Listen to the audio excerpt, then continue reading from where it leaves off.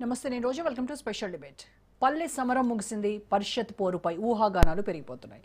పట్నం సంగతి ఏంటనే ప్రశ్నలు వస్తున్నాయి. తెలంగాణ గుండె చప్పుడు హైదరాబాద్ కార్పొరేషన్ ఎన్నికలు ఈసారి రాష్ట్ర రాజకీయ ముఖ చిత్రాన్ని మార్చేస్తాయనే టాక్ నడుస్తోంది. జీహెచ్ఎంసీని విస్తరించి మెగా హైదరాబాద్ మున్సిపల్ కార్పొరేషన్గా ఎన్నికలు నిర్వహించాలనే ప్రభుత్వ ఆలోచన పొలిటికల్గా హీట్ పెంచుతోంది. 150 వార్డులను 300 వార్డులకు పెంచారు.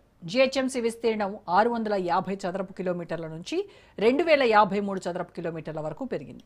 రాజధాని ప్రాంతం అంటే ఏదో ఒక జిల్లాకు పరిమితం కాకుండా దాదాపు సగం తెలంగాణ అన్నట్లుగా మెగా జీహెచ్ఎంసీ విస్తరించుకుంటూ పోతోంది. పీఠభూమి ప్రాంతమైన తెలంగాణలో హైదరాబాద్ మహానగర విస్తరణ మున్ముందు మరింత జరగనుంది అనడంలో అతిశయోక్తి లేదు.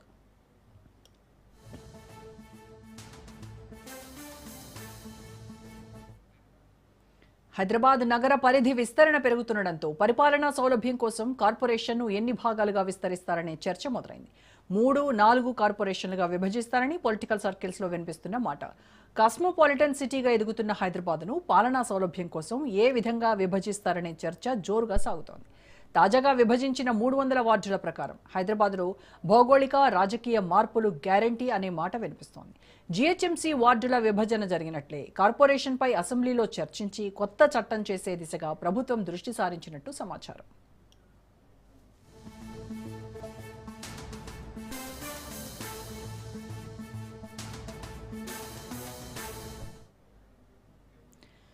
చట్టంలో మార్పులు చేస్తే ఇప్పట్లో ఎన్నికలు జరగవని, అలాగే జనాభా లెక్కలు జరుగుతుండటంతో వార్డుల విభజనలో సైతం మార్పులు తప్పవనే టాక్ వినిపిస్తోంది.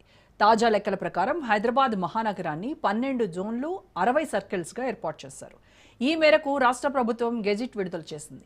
జీహెచ్ఎంసీ విస్తరణ పెరుగుతుండటంతో అసెంబ్లీ ఎన్నికలపైన ప్రభావం చూపించే అవకాశం ఉందని రాజకీయ పార్టీలు భావిస్తున్నాయి. తెలంగాణ ముఖ చిత్రం పల్లె నుంచి పట్నం వైపు వేగంగా మారుతోంది. జిల్లాల్లోని నగరాలు కూడా చుట్టుపక్కల గ్రామాలను కలుపుకొని నగరీకరణ చెందుతున్నాయి.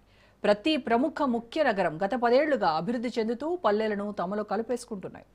గ్రేటర్ హైదరాబాద్ విషయానికి వస్తే inner ring road, outer ring road, regional ring road అనే తేడా లేకుండా మెగా సిటీగా రూపాంతరం చెందుతోంది. పరిధి విస్తరించుకుంటూ పోతున్న హైదరాబాద్లో కార్పొరేషన్ ఎన్నికలు ఎప్పుడు ఎలా నిర్వహిస్తారు? పరిపాలన వికేంద్రీకరణ ఎలా జరుగుతుంది? రాజకీయ ముఖ చిత్రం ఎలా మారబోతోందనే చర్చ రోజురోజుకి ఉత్కంఠ రేపుతోంది.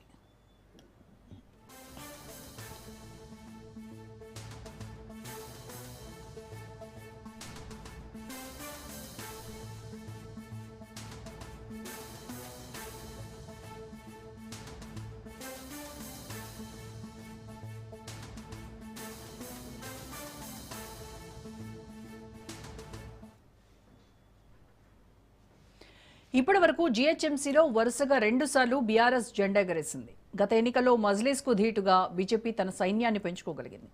కాంగ్రెస్ పార్టీ గ్రేటర్లో కనుమరుగైపోయింది. అయితే రాష్ట్ర రాజకీయం మారిపోవడంతో సహజంగానే అధికార పార్టీకి ఎడ్జ్ ఉంటుందనేది పొలిటికల్ ఎక్స్పర్ట్స్ మాట.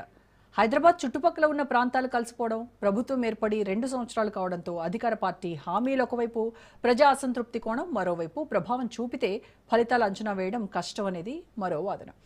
రైట్, ఇవాళ డిబేట్లో ఈ అంశాన్ని మనం